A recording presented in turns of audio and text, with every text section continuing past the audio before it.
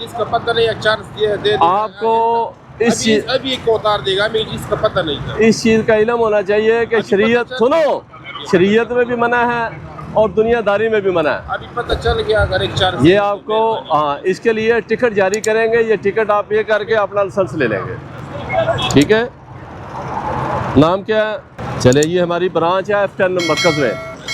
F9 का जो gate है ना पार्क का, उसके साथ ये लाइसेंस जमा हो जाएगा। अभी आप पे करेंगे तो उधर से लेंगे, नेक्स्ट जॉब लेंगे तो आईडी कार्ड, ये लाइसेंस उधर से मिलेगा। जी जी, उधर से मिलेगा। नंबर प्लेट ये आपकी ठीक नहीं है, ये भी चेंज कर, इसको भी चेंज कराएं। आपका मीटर नहीं लगा हुआ, ये मीटर भी आप लगाएं और आपके शीशे भी नहीं लगे हुए।